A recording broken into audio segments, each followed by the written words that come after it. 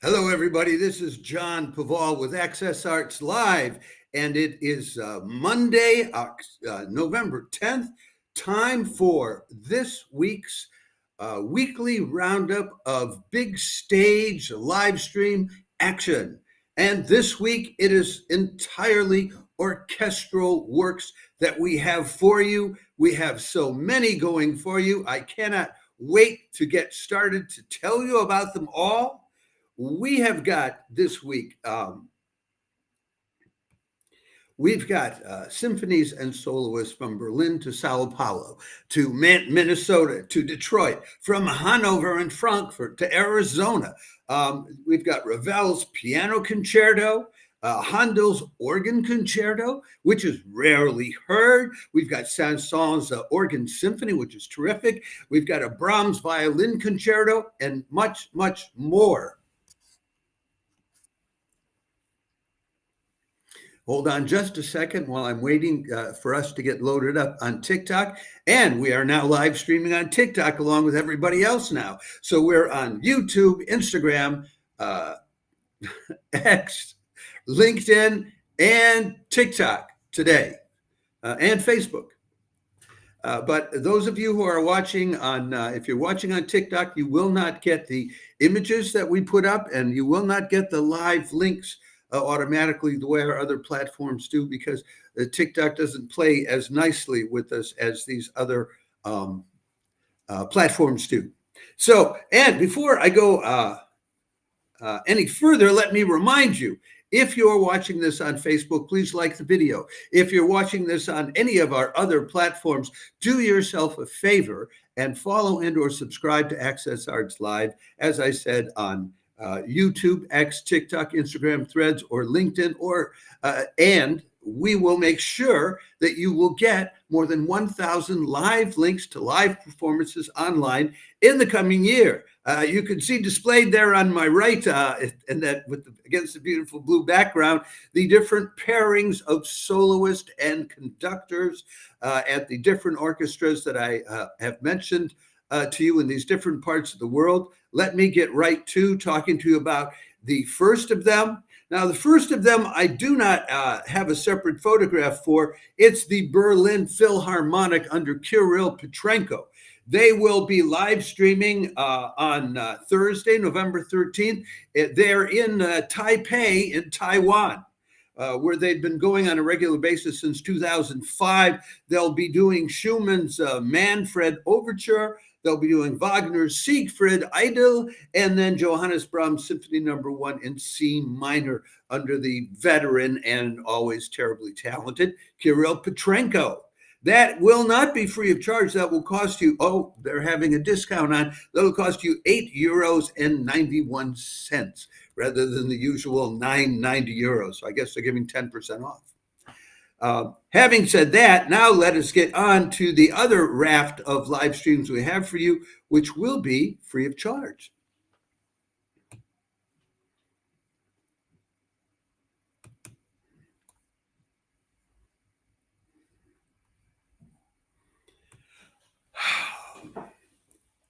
If you like the great classic composers, you could do much worse than the Thursday, November 13th live stream of Beethoven's Violin Concerto and Shostakovich's Eighth Symphony with Stanislav Kochanovsky leading the Hannover Radio Phil, also known as the NDR, and top Israeli pianist Vadim Gluzman on the piano.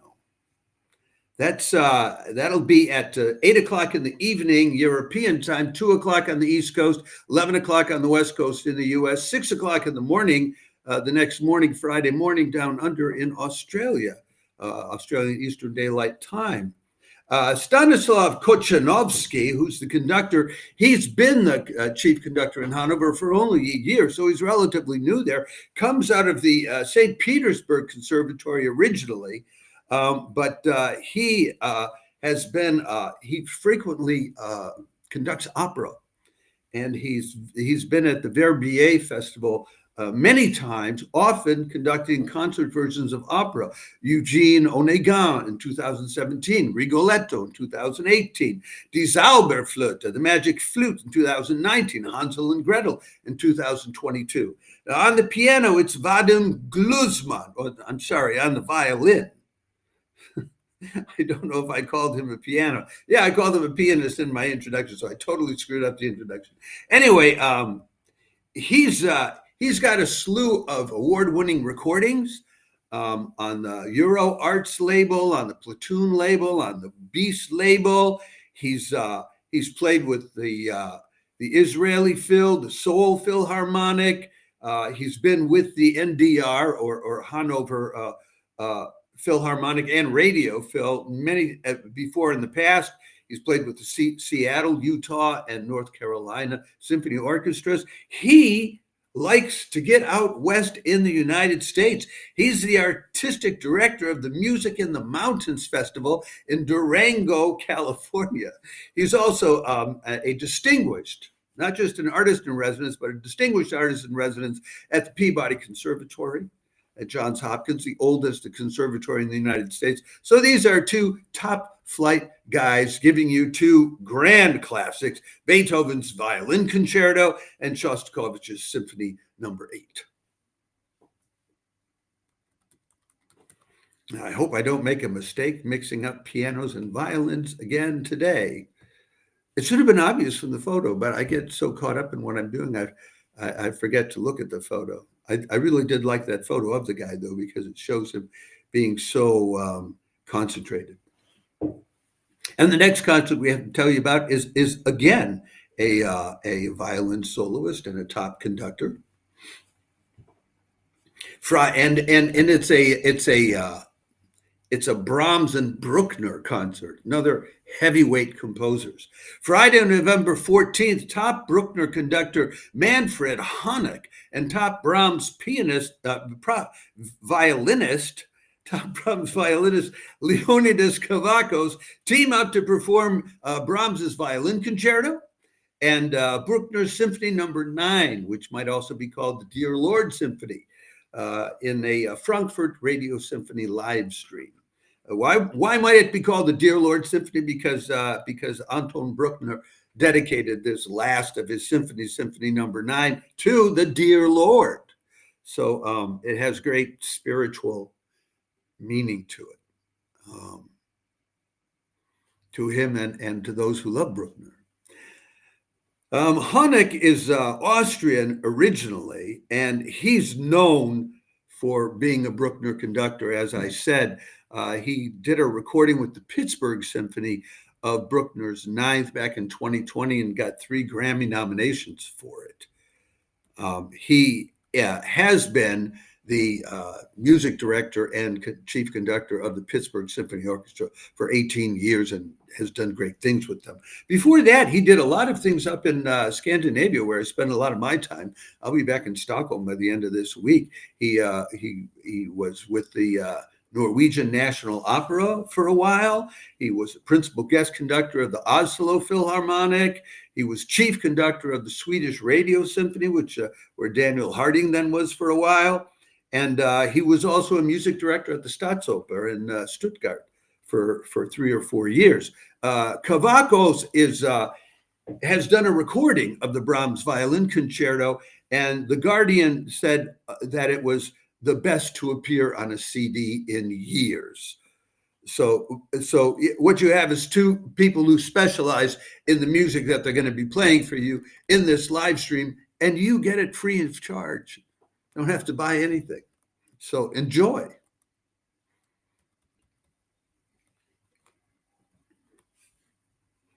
Next up, we have a couple of French conductors in a row to tell you about. The first of them we were already telling you about last week. It's because they're down in Sao Paulo, and I guess they're camping out for a couple of weeks and making whoopee, artistically speaking. French conductor Pierre Bleuse and pianist Jean-Frédéric Neuberger continue their stay with the Sao Paulo Philharmonic this week with Debussy's Afternoon of a Faun, Ravel's American-influenced piano concerto, and Camille Saint-Saëns' majestic symphony for organ and orchestra. Live stream Friday, November 14th. I think it's an afternoon concert in Sao Paulo. They have Friday afternoon concerts that are 2:30 in the afternoon down in Brazil, which will be 1:30 on the East Coast in the US, 10:30 in the morning on the West Coast, and 7:30 in the evening here in Europe. But you'll want to double check with us with our listing at the end of the week to make sure those are the right times. It's very hard for me to figure out sometimes if they're live streaming, and even when I know they're live streaming, to know exactly when the Sao Paulo Phil is live streaming. These are two French guys doing a very French program, the Prélude à l'après-midi d'une faune. And musically, it's hard to believe that Claude Debussy wrote a piece of that kind of music as early as 1894. 1920, yes, you'd expect that kind of music, but 1894 was really groundbreaking. And then the Maurice Ravel Piano Concerto, that was composed it's the piano concerto in G major. That was composed in 1929 after his visit to the US in 1928, which I am guessing he did at the invitation of George Gershwin, but I haven't double checked this. But Gershwin was in Paris in the mid 1920s. And he went to Ravel to see if Ravel would give him lessons in composing symphonies, because that's what Gershwin wanted to do. He had already tried with Nadine Boulanger, who turned him down. She says, "No, you're very good at what you're doing. You don't want me to change it." And Ravel, the story about Ravel is that Ravel asked Gershwin how much money Gershwin was making, because Gershwin had been a really big songwriter on Broadway. And when Gershwin told him, Ravel said, "Well, you should be teaching me."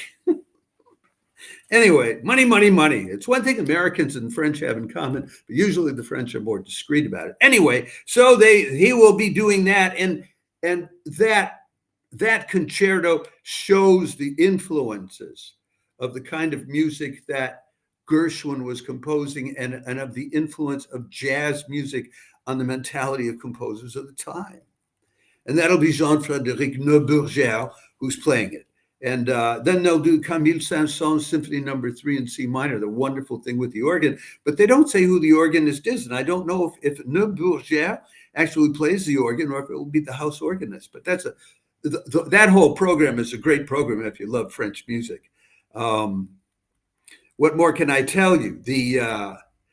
Pierre Bleuse, I'll just tell you briefly, I was already talking to you about him last week. He's French violinist and conductor. He's been the director of the Odense Symphony Orchestra in Denmark since 2021. And they've extended him through this year, but he was at Stuttgart a couple weeks ago. Then he was at Sao Paulo last week. He's still there this week. He may be going around guest conducting, looking for a new post to follow up on Odense. I don't know. And Neuberger is sort of like in contrast to Pierre Bleuse, who has been moving around. Neuberger studied at the Parisian CNMD, which is the Conservatory of Music and Dance, and then ended up teaching there, and has been teaching there for the last 15 years. But they're both top guys, and this will be a very French concert if you love that French music. And there'll be more French music on Friday too, but it will be coming out of Minnesota, of all places, under the baton, though, of a Danish conductor. So let's talk about this next concert, which is on Friday. Also, Friday, November 14th, the Minnesota Orchestra live streams Berlioz's Symphonie Fantastique, Szymanowski's Violin Concerto No. 1, and Toru Takemitsu's Night Signal, with chief conductor Thomas Søndergård at the podium and Benjamin Beilman on the violin for that Szymanowski Violin Concerto. Here's the way Le Monde describes Benjamin Beilman on the violin. A prodigious artist who combines the gift of utmost sound perfection and a deep, delicate, intense, simmering sensitivity. Wow. It's hard to say much nicer things than that. And I don't think Le Monde always, it tends to exaggerate.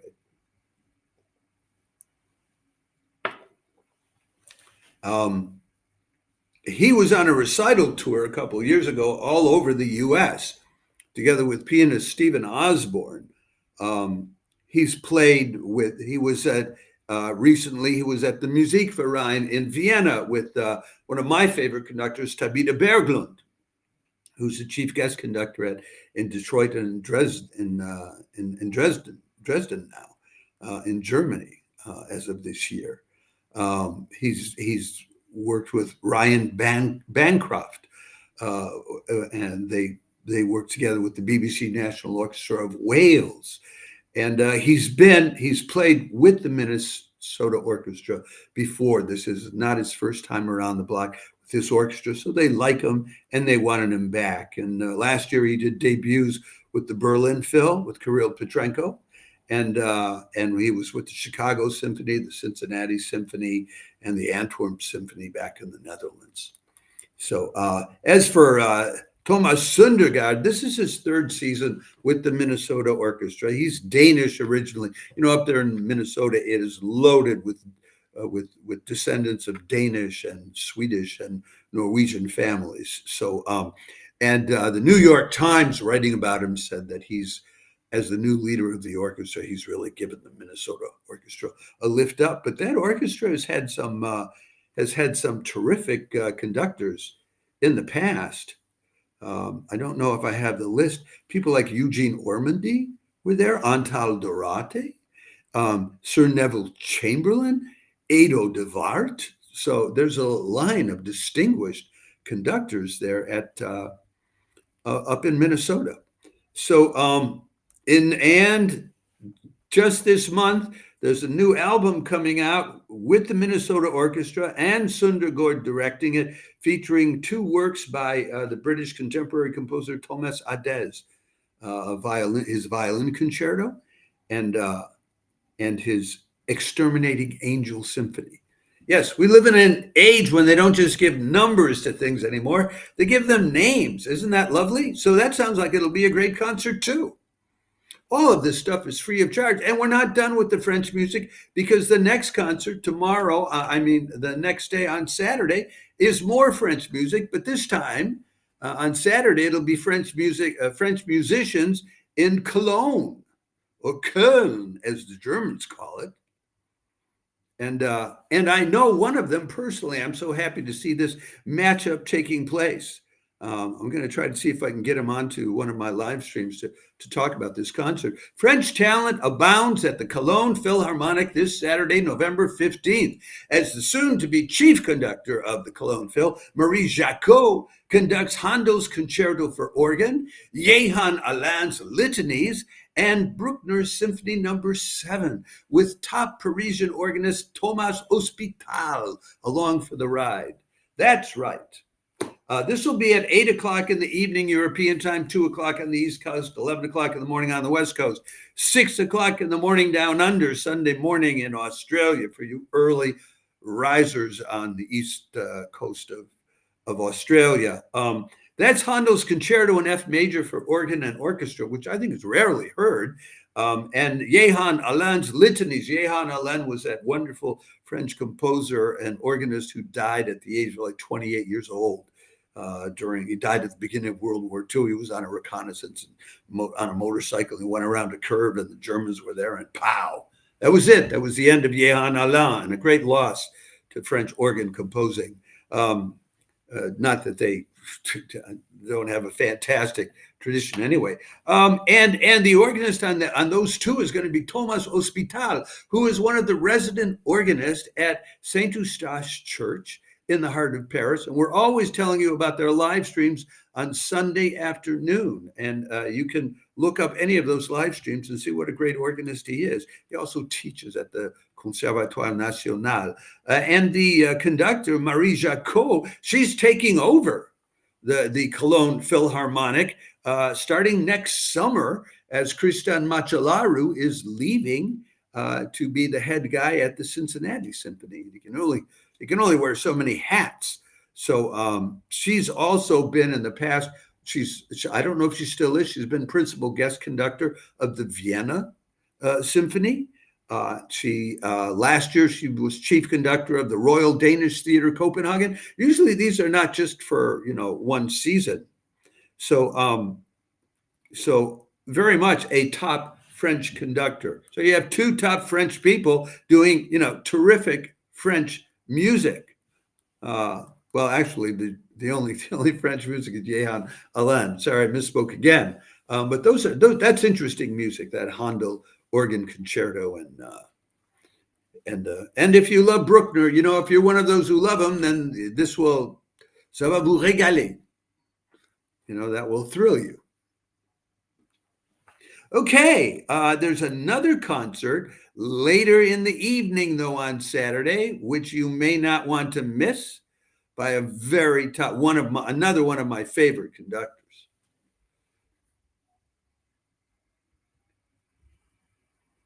Yadr Bignomini. There's the man. They did the Carmina Burana the other day, and it just took the roof off of that Detroit concert hall.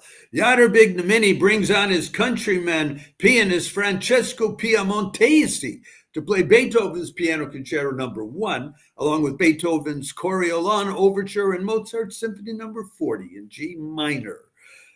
Live stream Saturday night, November 15th, with the Detroit Symphony Orchestra. Saturday night in Detroit, well, everywhere else too. That'll be at 8 o'clock in the evening in Detroit, which is 5 o'clock on the West Coast, 2 o'clock in the morning here in Europe. Well, it'll be Sunday noon down under in Australia.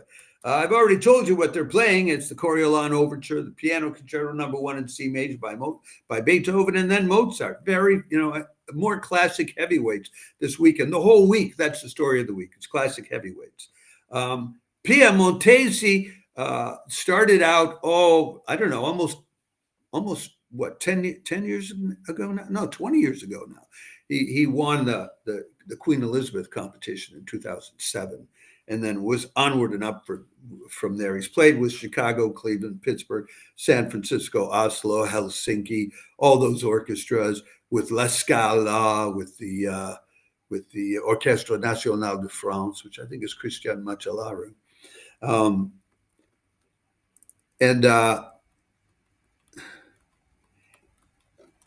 He performed Brahms' second piano concerto with the Hannover, with the Elbe Philharmonie Orchestra, and with the Leipzig Orchestra with Manfred Honeck at the podium.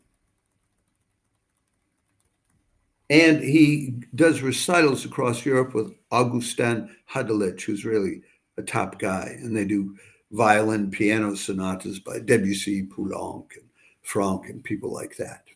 So that should, Yadr Bignomini is just a very dynamic composer, and with meaty material like this, I think it's a solid program by a solid dynamic conductor. And then we move on to, I think we have 2 more concerts to tell you about. Maybe there's only one, I don't know. I'm sure there's 2. Okay. First of them, just briefly, I don't have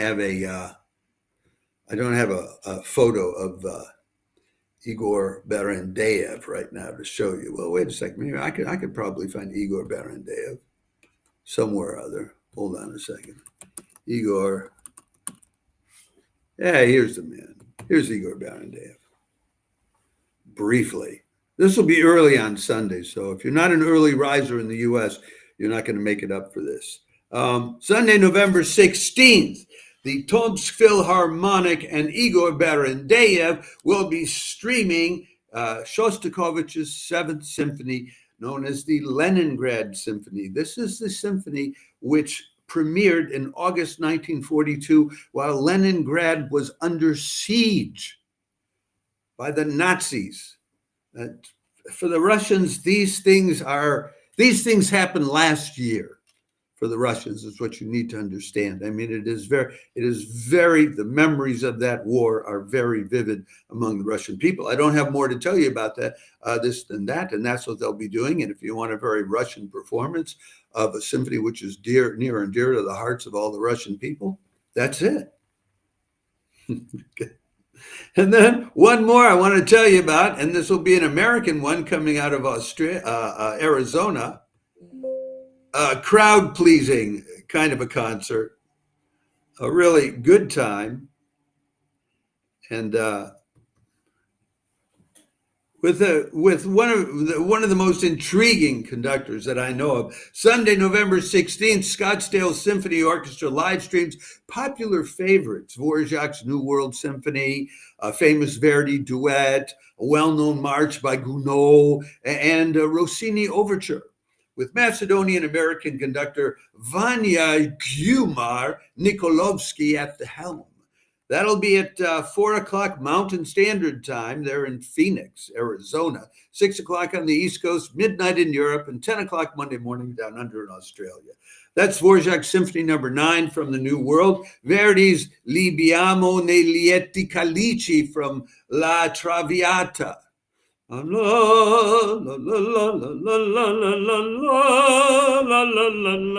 Anyway, I won't even try the Italian on you. And then they'll do Gounod's Funeral March of a Marionette, which Alfred Hitchcock used to use to introduce his TV programs, and the Rossini William Tell Overture, which Americans know from another TV program. I think it was The Lone Ranger or something. Anyway, for the duet, it will be tenor Christopher Wall and mezzo-soprano Chen Holtzman, who are Arizona professional singers. Vanya Gyumar Nikolovsky appeals to me because he got his start back in Macedonia and then studied at the State Conservatory, the Rimsky-Korsakov Conservatory in St. Petersburg in the mid-90s. Then, his biography says, in 2018, he graduated in the Doctor of Arts program, majoring in conducting at Arizona State University. What happened for the 20 years in between, I don't know. But he did a lot of composing, and many of his compositions were performed in Macedonia and in other places in Europe, but I don't know that they've been performed in the United States. But it looks to me like he's a man who got a second chance later in life, and I love that kind of thing because I'm later in life, and I would love for Access Arts Live to be my second chance to become a global personality. Folks, that's what we have for you for this week, and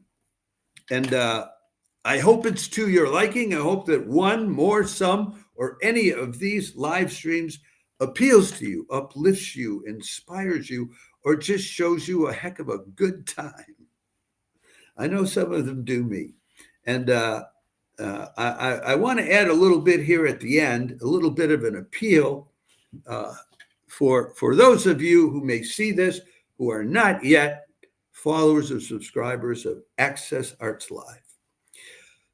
Do yourself a favor and follow and or subscribe to Access Arts Live so that we can make sure that you get more than 1,000 live links to quality live performances online this year.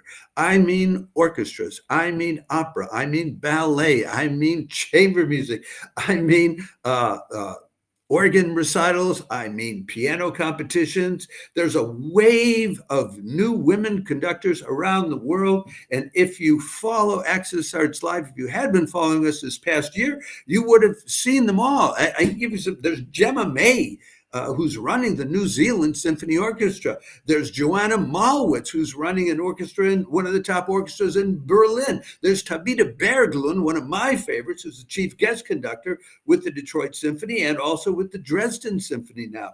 And there's Marie Jacot, who's taking over the Cologne Philharmonic this next year. And there are other orchestras that are live streaming in Sao Paulo, in Cincinnati, in Detroit, in Frankfurt, and then there are operas coming to you from La Scala, from the Paris Opera House, from the Vienna State Opera House. And then there's chamber music, there's early music, there's now music, which is being composed and just created now.